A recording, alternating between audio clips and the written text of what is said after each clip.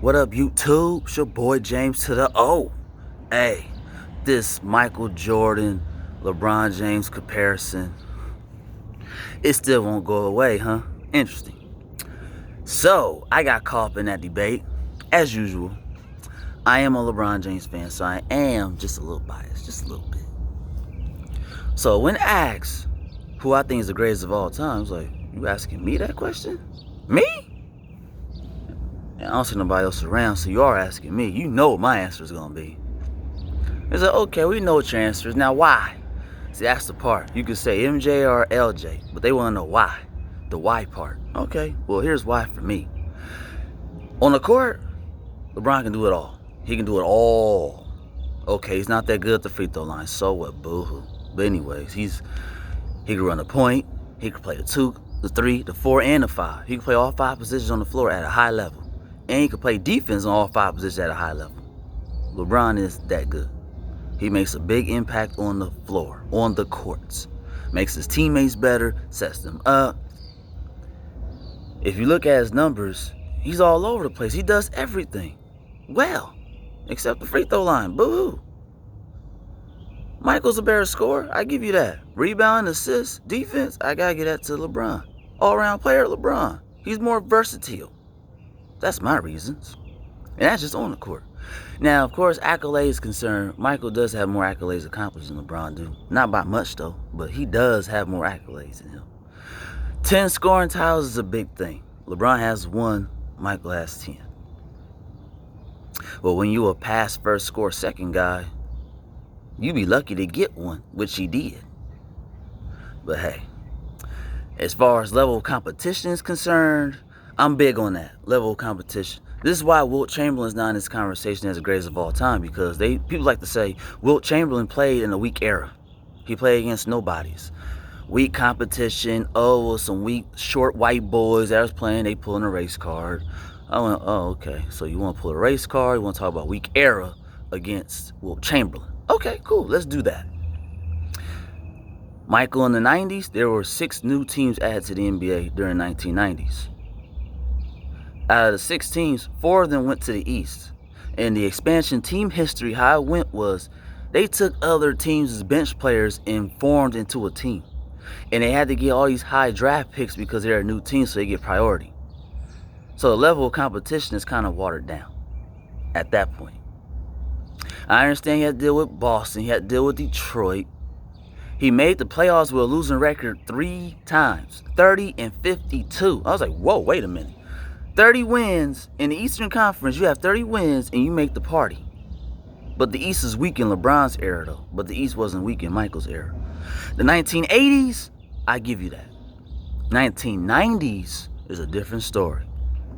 Teams that are good in the 80s wasn't that good in the 90s.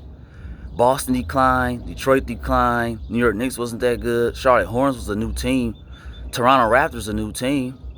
Miami Heat was a new team. It's like, all these new teams.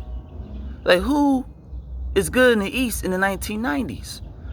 That 10-year decade run from 1990 to 2000, who were the good teams in the Eastern Conference besides the Chicago Bulls?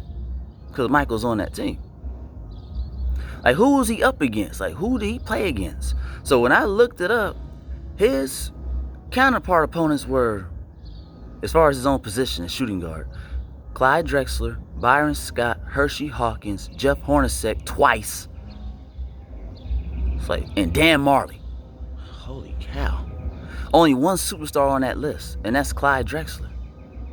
Only 1.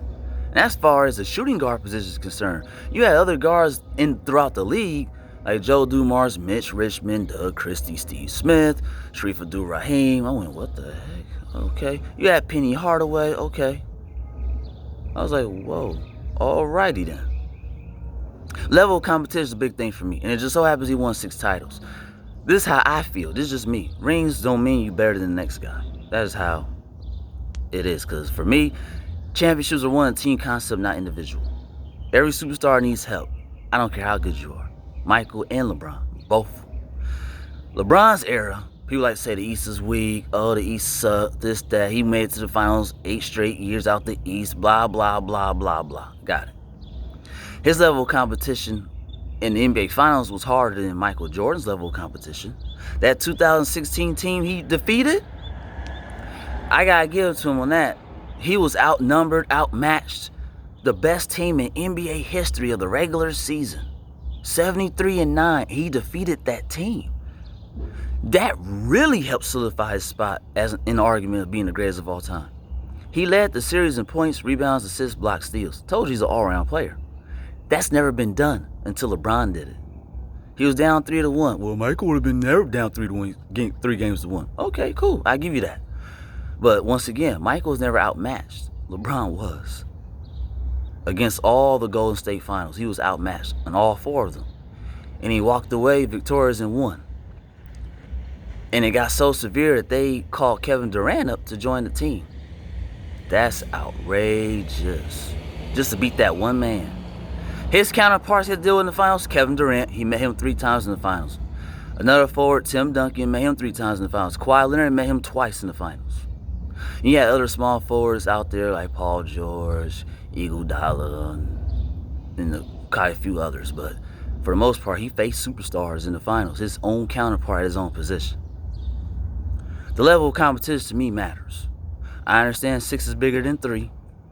But if you take rings out the equation, who is the greatest? How and why? That'll be the next thing.